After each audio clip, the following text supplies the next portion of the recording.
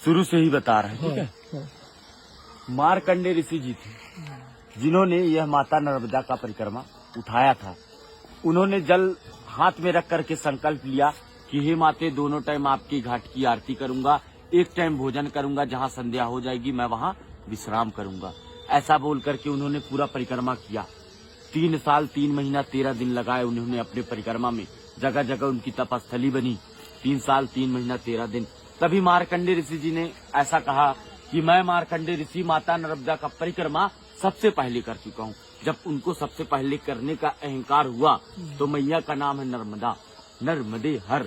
नर का मतलब होता है एक मनुष्य, मत का मतलब उसका अहंकार, और हर का मतलब हरने वाली, नर के मद को हरने वाली। मार्कंडेय ऋषि जी का अहंकार टूटा, मार्कंडेय ऋषि जी खंडित हुए। जब उनको ये प्रतीत हुआ कि अब माता नर्मदा का परिक्रमा तो कोई नहीं कर पाएगा, इसके कारण उनको वो दूसरी बार कोशिश किए। जल लिया हाथ में और बोला, हे मैया, दोनों टाइम आपके घाट की आरती करूंगा, एक टाइम भोजन करूंगा, और जो मुझसे इतनी बड़ी भूल हुई, इतनी बड़ी गलती हुई, मेरा जो अहंकार था, उसके प्रायश्चित के लिए आपके दोनों तटों में हजारों नदी नालों का संगम है, मैं किसी भी नदी नालों को नहीं छोड़ूंगा। उन्होंने सभी का परिक्रमा किया, किसी नदी नालों को नहीं छोड़ा। 27 वर्ष लगे थे उनकी परिक्रमा में, 27 वर्ष। और मार्कंडेय ऋषि जी का यही कहना था कि जैसे हिमालय में जाते थे महिलाएं मोक्ष की प्राप्ति के लिए, ये नर्मदा परिक्रमा में ही एक मोक्ष।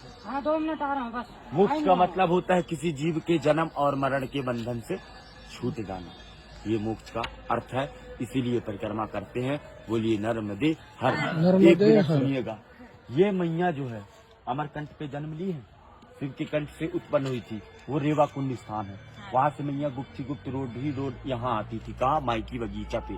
पूरे 12 वर्ष तक बचपना बीता है यहाँ पर। उनकी 5 सखियां थी, जोहिला, गुलबकौली, मालिनी, मलनिया और कपिला।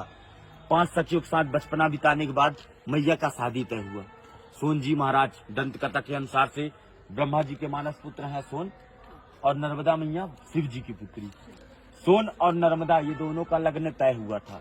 24 किलोमीटर दूर जो माई का मंडप है, वहाँ मैया तैयार हो रही थी, वस्त्र श्रृंगार कर रही थी। तभी मैया ने अपनी सखी जोहिला को कहा कि तुम बाहर देख कर आओ, बारात आया कि नहीं आया। तो जोहिला ने कहा, माती मेरे वस्त्र गंदे हैं, इस वस्त्र में मैं बाहर नहीं जाना चाहती। तभी मैया ने अपने वस्त्र श्रृंगार जोहिला को दे दिया था। जोहिला उस वस्त्र श्रृंगार को पहनकर बाहर चली गई। जितने भी बाराती वाले थे सभी देखे, इतने सुंदर रूप, यही दुल्हन की रूप में लग रही है।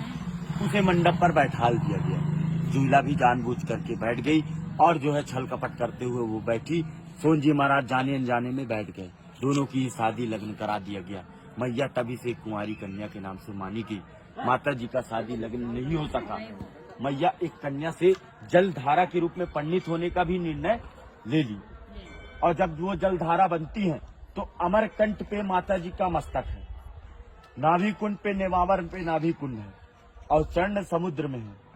इस नदी का परिक्रमा आप इसलिए कर, एक ही नदी का परिक्रमा किया जाता है, नर्मदा नदी, जो कि गंगा, जमुना, सरस्वती, माता आपकी सभी से सर्वश्रेष्ठ है। जैसे गंगा की स्नान मात्र से, जमुना के जल आचमन से, सरस्वती के जल छींटे से जो प्राप्ति मिलती है, माता जी को मात्र आंखों से देख लीजिए, दर्शन कर लीजिए, तो दर्शन से वो प्राप्ति मिल जाती है। बोलिए नर्मदे नर्मदे। आप यही रास्ता है ना कहते? नर्मदे हर बाबा, नर्मदे हर। बढ़िया, आपको अच्छा लगा? बहुत बहुत। बाबाजींनी आपल्याला ऐसा दीजिएगा कि हम देख लीजिए। नर्मदे हर। बाबाजींनी आपल्याला खूप छान माहिती दिली, जी आपल्याला माहित सुद्धा नव्हती। तर सगळ्यांनी एकदा म्हणूया, नर्मदे हर हर। हर। जय हो मैया, आपका अच्छे से पार लगे, घर द्वार में कभी परेशानी ना आए। नर्मदे हर। नर्मदे।